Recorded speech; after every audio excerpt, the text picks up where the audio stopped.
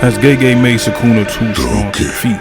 Over the recent chapters, a lot of people have been stressing over Gege running into a possibly a moderate situation, where the villain is so powerful that he had to insert another character to specifically finish him off, although Kishimoto ended up bringing in an even stronger villain, which that's another story for another day, but I'm not necessarily worried about that. I don't think Gege is going to pull something like that. That's just not in his cards, unless he gets kidnapped and they put Tabata in charge of the story, and that's something else. Sukuna post-Gojo fight has been through a lot of victories and pain, but mostly victories. Ever since chapter 236, where Sukuna abruptly dismantles Gojo in half, a lot of people have said Sukuna has plot armor, and that Gege is making Sukuna a little too strong for our main cast. So much so, there are people who genuinely think Sukuna winning is a valid option of how the series ends. As cool as that sounds on paper, I think we can all agree Sukuna winning just doesn't really make sense for the end game. And I feel like although the worries of Gege doing too much for Sukuna from a ground level are pretty valid, Gege is also clearly stating to us Sukuna is withering down and is slowly going to die soon.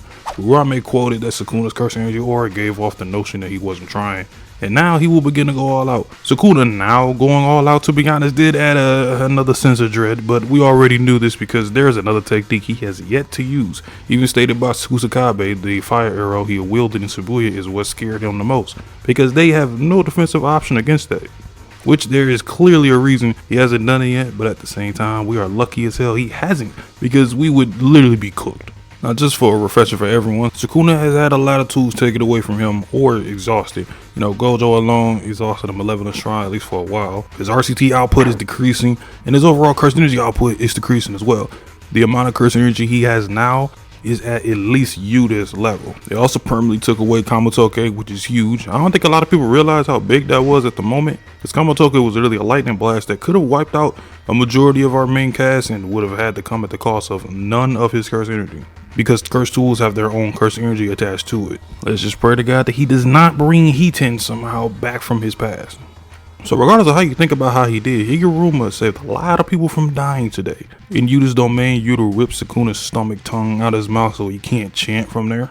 And even cut off one of his hands for the time being to prevent the world-ending slash, at least until, the end. So Sukuna going all out for me just translates that he's about to stop his healing and just go completely offensive. Kind of like just being a glass can at this point. He's probably just going to just deal as much damage as he possibly can.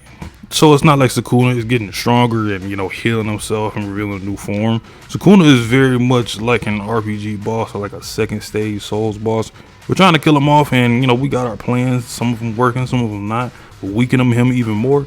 But we're definitely going to get our asses kicked for probably up until the time he decides to die.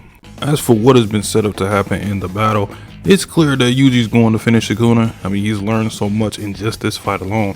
And now he's learning how to heal internally with blood manipulation. So Yuji now has two ways to heal himself from damage, which other than Sukuna's reincarnation, I believe is the only character with more than one way to heal themselves. I think we all know what the next step is, and that's being able to heal the soul, which would be pretty fitting thematically. Plus, there are still two factors that have not been added to this Sukuna gauntlet match, and that's Hakari and Megumi. From a narrative perspective, it will be very odd for Megumi to not be free from Sukuna and help out in the battle. As a matter of fact, that's probably the biggest step to beating Sukuna next. A huge character more for both Yuji and Megumi at the same time.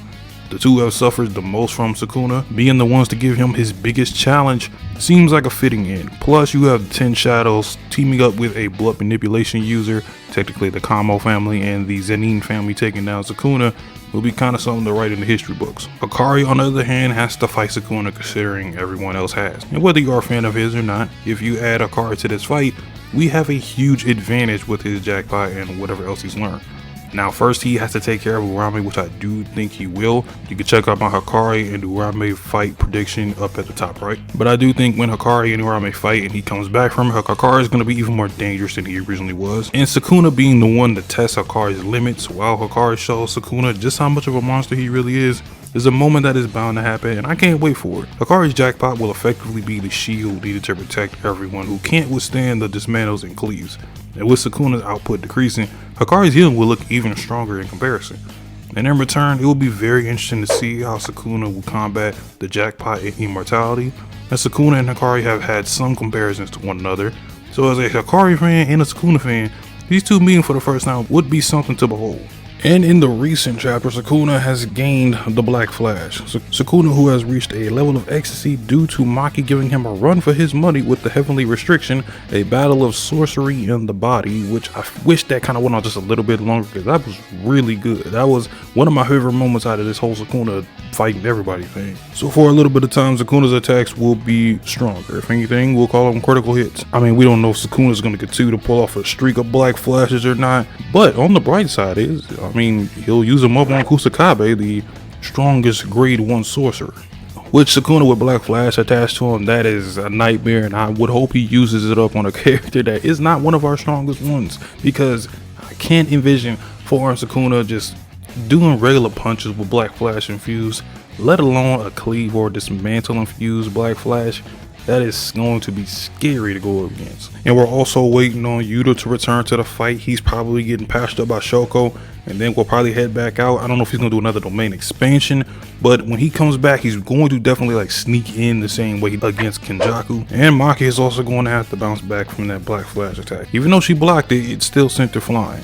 But I don't think Kusakabe is going to fight Sukuna 1v1 the whole time. I think he's going to have a couple panels of him, you know, mainly playing the defensive end, deflecting, probably using simple domain a lot. But I have a feeling we're actually going to get a lot of grade 1 stepping in to fight Sukuna. I definitely see Ino coming back in to help. Choso is there with Yuji. He's probably going to move up so he can go and help Kusakabe and Ino.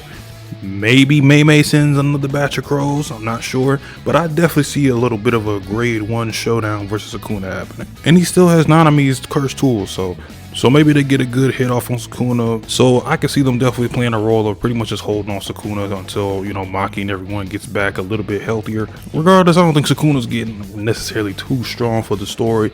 I just think this is a course of things that's going to happen. It's just he's going to go deeper and deeper into his bag as things get a little bit more stressful for him, and then they'll probably finish him off. And just a heads up, the next 2 videos is probably going to be more than 20 minutes, so you know, be prepared for that. We got something good in store.